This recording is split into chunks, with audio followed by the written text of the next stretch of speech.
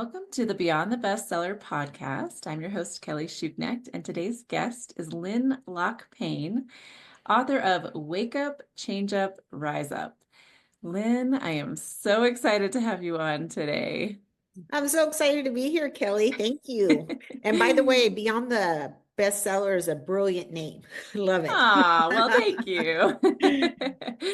Well, so I'm excited to have you on for a number of reasons, but just to start out, you are in my author power circle. And so I'm just excited to have one of my members of the author power. So you're the second one now that has come on to the podcast, but the first one came on to the podcast, and that's how we connected. And then she joined the author power circle. So you're coming the other way around.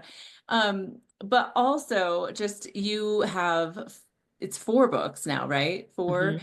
And you're just a wealth of knowledge about publishing and all the things. You're always so you have so many resources. You're so helpful to everyone in the author power circle. So really excited to just talk about everything that you have going on. And I do not remember how we even got connected in the first place. You were on my email list and you reached Yeah. out when I said that we were starting the author power circle. Yeah. That's how I must have subscribed a couple of years ago or something. So Well, that's awesome. Well, I'm yeah. I'm so glad to have you as part of that group. So, okay, so let's start with because I mentioned that you have Wake Up, Change Up, Rise Up, but you have 4 books. So, talk to me about that journey. So, what led you to write your first book? And then we'll get into the others as well. Okay. Um, Unfortunately, I think a lot of people write, especially like if they're writing memoirs or biographies or something, or self-help books, they have gone through tragic. And I had my own in 2012. My husband unexpectedly died. And then 3 weeks later, we had a house fire that forced my daughter and I to move out for 7 months while it was rebuilt. So I started writing just to get all my feelings out there and everything that was happening, just to process. But eventually that led into Wake Up, Change Up, Rise Up, which is a great book, especially if you're a beginner on personal growth, because it explains like gratitude, blame, shame game, how to deal with loss and change, mindset. It has meditation. There's how to heal through creativity. Like writing was my healer. I mean, it was like my own individual therapy, even though I was going to a therapist too, because I needed to process everything. But that's how I Mhm. became a writer. If you would have asked me before that happened, I never would have said I would become a writer. Well, you didn't just like become a writer. You like dove into that world because I like I said, did. you know everything when it comes to writing, publishing, marketing, all the things. Like you just yeah, you've kind of done it all and experience, researched it all, experienced it all. So yeah, so I didn't even know that background story. So we've talked about your book many times, but I didn't realize that was kind of what had prompted you to write it in the first place. So what year was that you published your That first was one? 2012. So I probably started writing probably end of 2013, beginning of 2014. And I mean, I was kind of journaling my thoughts, but it actually started like, oh my gosh, I think this could become a book. And that's how it became. And then I dove in, but it took me like 6 years to write that book. So it was a Yeah. long process. Yeah. Yeah. Well, okay. So then which of the 4 it was your second book? That would be speak this, not that. So I really believe that our mindset creates everything we do. Our words matter and our self-talk will determine how we are going to have, whether we have a good day or bad day. So speak this, not that gives you 3 positive affirmations to a negative affirmation, like I can't do this. And then it'll give you 3 rewrites to change that. And there is a quote that goes along with each one to give a little inspiration. And I wanted to do 3. I didn't want it to make it just a general positive affirmations book because I wanted people to see what their negative dialogue was saying. And that's how we can make change because I don't believe unless we realize what we are telling ourselves what that inner critic is saying, that we can really change it because it just constantly goes. I mean, we all have that and we have to learn to live with it, but we can make better choices and reframe it. So. Nice, nice. Okay, and then book number three. Book number three was the Gratitude 101 Journal. And I know it sounds kind of strange, but the first chapter in Wake Up, Change Up, Rise Up is gratitude. It talks about the loss of my husband and fire, but it also turns it into I was grateful for the firefighters who got there within 6 minutes, who saved a portion of the house, to neighbors, to strangers, to all these people who came out of the woodwork to help me through this. So, yes, we all experience tragedy. I mean, that's just being a human being. But if we can be grateful for something small, like seeing a butterfly or a cloud or whatever it is, I think that can get us in our healing journey.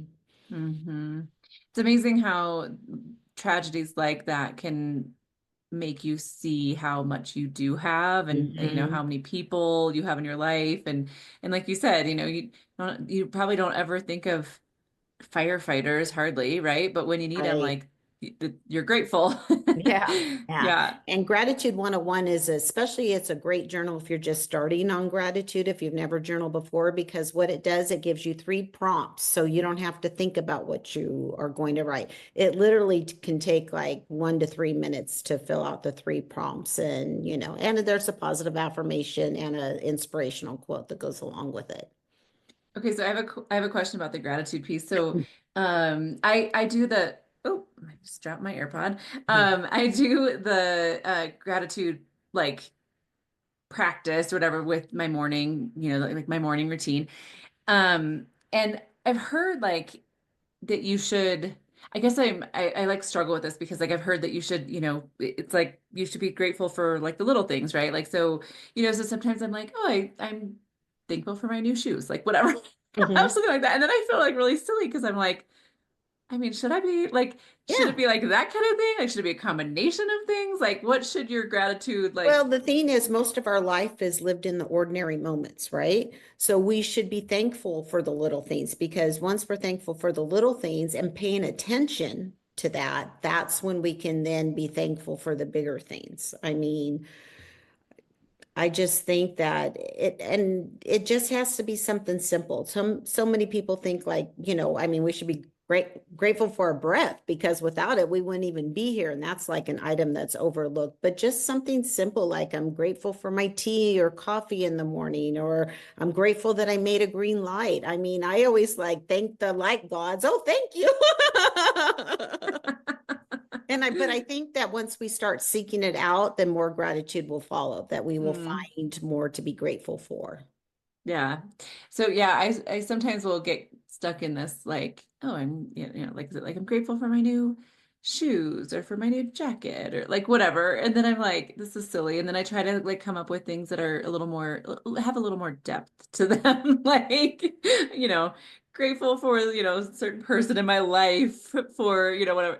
I try to like change it up a little bit. But yeah, but anyway, yeah, I was curious about your take on that. Okay, and then book four. Book 4 just came out, and that is Build a Better Day for Success. And what that is, it gives you a positive affirmation and 1 or 2 paragraphs on how to build a better day, whether it's habits or just finding joy, gratitudes in there, leaving your legacy. Because I really think some people think that leaving the legacy is like, what are we going to leave materially? But it's really whose lives have we touched to that's the legacy we want to concentrate on what we want to leave. It's not the material things, it's how we have affected someone else's life. So, Hmm. Nice. yeah. And what's next for you? Build a Better Day is going to be part of a series. The next one's mindset, of course. I love talking about our inner dialogue and our mindset. And one thing I learned when I was doing research is that our minds don't know the difference between what's real and what's not. There was a famous Harvard piano study where people pretended to play the piano, but their brain thought that they were. It's fascinating. Yeah.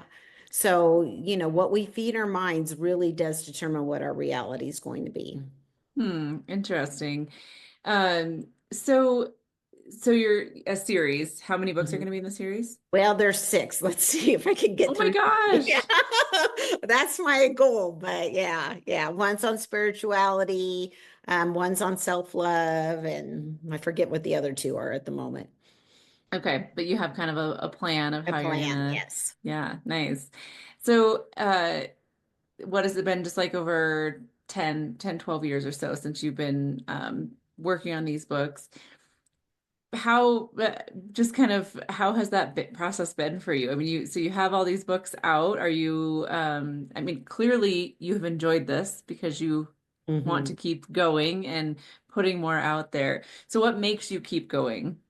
It's just new ideas. Sometimes I feel like, I'll be researching a topic because I do try to do fact-based research on the stuff I'm talking about, but that'll lead me sometimes down a rabbit hole where another new topic comes in and I get fascinated with that. I am very much a bookworm. I've already read 10 books this year.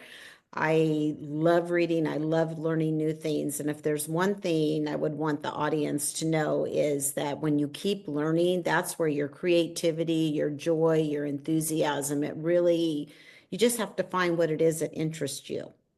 Even if that's Hmm. gardening, I mean, whatever it is, you just have to find an interest and keep learning about that topic.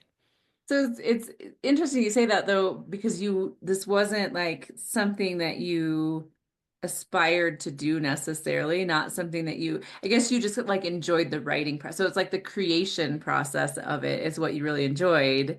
And then like putting together a book, publishing a book kind of helped you like, okay, like this is like the end product of what Mhm. that creation process. Yeah. Yeah, that's I don't know, just kind of it's fun how you've done that.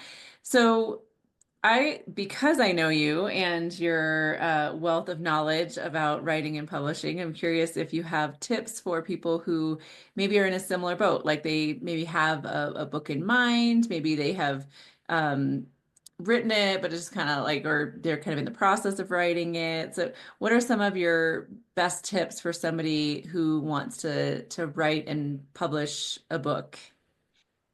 One tip would be just right, because I can't remember if it was Judy Bloom or some famous writer said that all of it's not good to start with. So just right, because edited is where the real work comes in, and that's where, you can revise and make your prose better.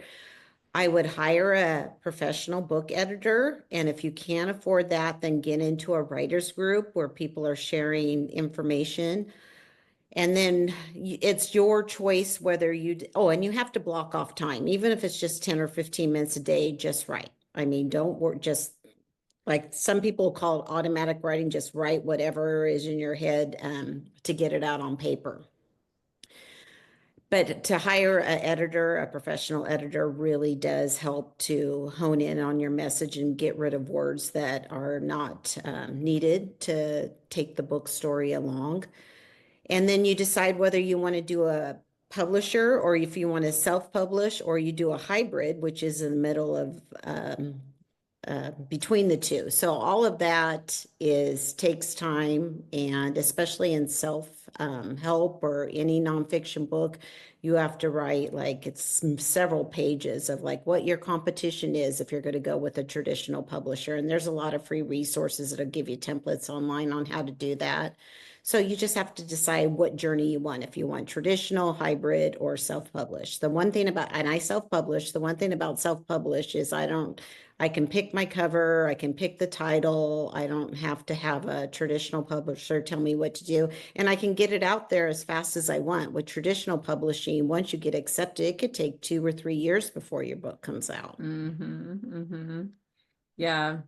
Yeah, I agree with the professional editing. And I would even add like even if you think you can't afford it, invest in it. Like figure out Mhm. how to get it because or actually you mentioned the online resource though too. You had mentioned some resource.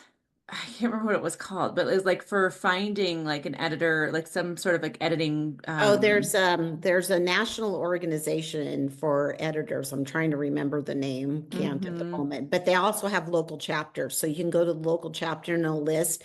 And if you when you find an editor, make sure that that person has edited in your genre, because they're going to know more tips than somebody who is like writes romance, but you're getting them to write self-help or editing Hmm. self-help. So if you Hmm. can find one, and there's all kinds of different editors. There's the overall one that does the developmental and moves things around and stuff like that. There's a line edit that does more grammar and stuff like that.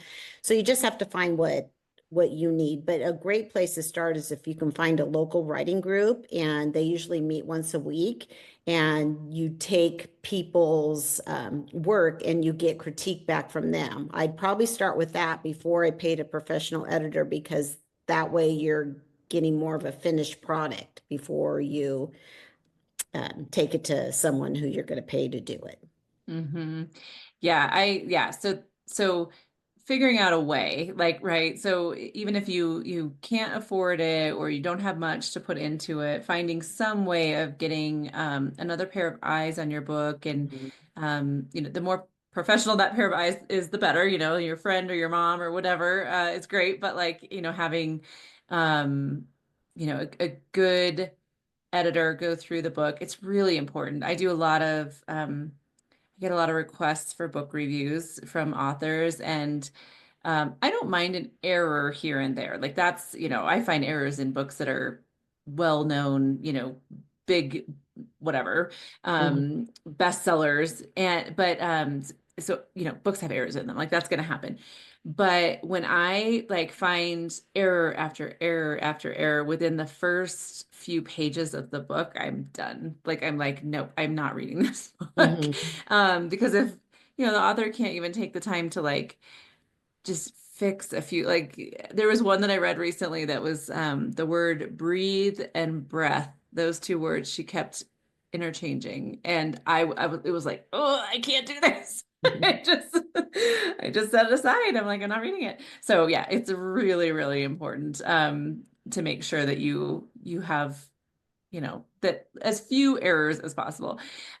What about cover design? So I love the cover of Wake Up, Change Up, Rise Up. So I want to mention that. So what was your process for finding a Well, cover I went designer? to Reedsy. They vet all the people, and they have cover designers, editors, a whole mess of people to help you to get your book to where it needs to be. And so I found the one that worked in my genre. I liked what other covers she designed, and that's how I found it. So Reedsy is a great source to find people that have already been vetted. Yeah, that's great. I've never used Readsy, but I'm very familiar with it. So yeah, that's a great resource to check out for all the things, right? So it's not just cover Mhm. design, but you can find editors, interior designers. Marketing, I mean, they have Yeah. everything you need. So. Yeah, yeah, that's great. Uh, and did you you didn't use them to publish the actual book though, right? No, no. She did the actually the person who did the cover also did the interior layout. So, and she did the formatting for the ebooks. It's different than print. She did it all. So, Yeah, yeah. and And you're then big on, oh, go ahead. go ahead. No, go ahead. You're big on like researching and compare like not competitor analysis, but kind of, right? Like competitor analysis when it comes to like books in your genre. Um, so you always bring that up in the author power circle, and I always appreciate your perspective because I don't think like that, but you're always like reminding people to look at what the books are that are similar. So talk about that a little bit and like how you approach that, like how you use that information. Well, you can go to Amazon or Barnes and Noble or bookshop.org or something and see what the top selling books are in your genre. You want to make sure that your cover is similar to those. Ones that stand out might not get picked because it's the people that read like romance, let's for example, they know what the cover's supposed to look like. So if you've got it's a romance book, but it has a different cover that doesn't fit in the genre, then that's less likely. Think about it when you go on one of those websites. I mean, those people are making a decision within 2, 3 Seconds. seconds, right? Mm-hmm. So your cover needs to match the genre that it's in. Second is the blurb that goes into it. And you want to make sure when your cover is reduced to a thumbnail size that's on people's phones, that it still stands out. Too busy covers, unless that's what your genre entails, might not be beneficial. Mm-hmm. As long as I have been in this industry, like I am very aware that you should not choose a book by its cover Mm. because the cover doesn't really matter. And I still, when I see books, like within seconds, I'm like, oh, that looks good. Why? Why does it look good? I don't know. Mhm. But I still do it all the time. I add books to my list based on the cover alone. So yeah, I think that's really helpful, for anyone who's thinking about publishing or like kind of in that final stage of like putting together the pieces to get it out there, that looking at what else is out there and making yourself fit in, with the demographic, makes a lot of sense. Yeah. Um, oh, go ahead. I had someone also tell me to know who your competitors are. That's a big thing, especially if you're going to traditional publisher, if you're in nonfiction, because they're going to ask you who your top 3 to 5 competitors are. So you should know your competition. But someone had mentioned you should also look at the comments that other people have left about that book, because sometimes you can find tidbits of what you should do or what you should not do. Hmm. Yeah, yeah, that's great. So I'm curious about the Author Power Circle and why you joined it. Because I mean, I just want to know, like you have 4 of your own books published. You know this world. So what made you join a community of women who are in the process of writing their books? Well, it's hard to find nonfiction communities, a lot of thrillers or romance or whatever the other top genres are. But when this came, I thought, it's time for me to start doing, because I used to be part of a writers group and I moved, so I was no longer part of it. So I just felt the need that it was time to start getting back and connecting with other people that are writing books and nonfiction. Well, we're so glad that you're a part of the group because you're so helpful to everyone. But yeah, you and I just came from that. We just had our Author Power Circle meeting this morning, and yeah, it's just such a great group of women who are supporting each other in their journeys, and everyone is in various stages. They're all nonfiction, but various topics. So it's been really fun to put that group together and meet every week and learn from each other. So I'm glad you're a part of that. Well, so what is your biggest piece of advice, Lynn, for somebody who is thinking about writing a book, or, just maybe dragging their feet on, like I have this idea, but I don't know kind of what's next. Just start writing. Whatever, if you can commit to a certain time of day, then that'll start a ritual for you. But just start writing.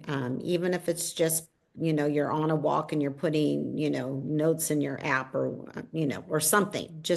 You just have to start doing it. And mostly it means button chair. There's no way, unless you have a Sit stand-up down and desk, do you it. just have to start doing it, because I had no idea that what I was writing just to get my emotions out and process them would have turned into a book.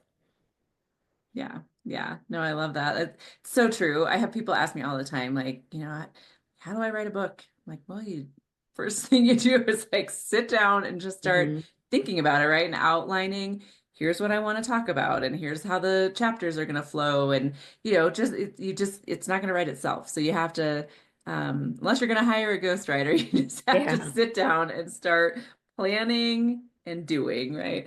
And Um, especially in nonfiction, we forget that our message is important and our message can help other people. So when we come back like from how is my writing going to help somebody else? And we start with that, then I think it might be easier to let the words flow. Yeah. Yeah. Love it. Well, okay, so we talked about the four books. What book should people start with if they want to read your books? Should they start with Wake Up, Change Up, Rise Up? If they're new to personal transformation or they want more of an overview, then definitely that book.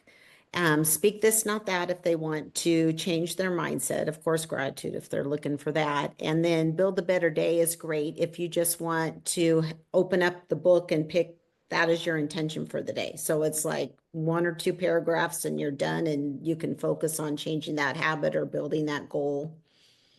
Great. Nice.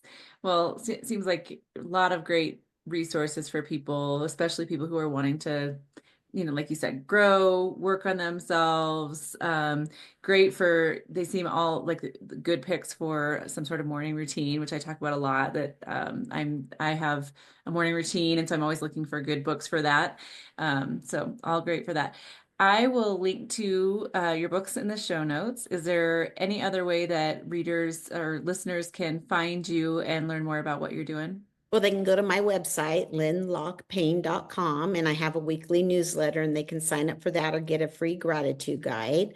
They can follow me on Instagram or LinkedIn. Or if I said I'm a huge reader, if you want to see what books I've been reading on, Goodreads, BookBub, or Amazon, they can link there. And then I also just wrote a free mini workbook called Rewiring Your Mindset, and that's free, and that'll be in the show notes if one of your audience members want to pick that up too. Great. Well, yeah, we'll include that in the show notes as well. Thanks for coming on, Lynn. Well, It's thanks, been Kelly. I great having appreciate you. it. For a community of women writers to support and inspire you on your journey, join the Author Power Circle. Connect weekly with fellow authors, stay accountable, and move your book forward in an encouraging community. Learn more at kellyshuckneck.com.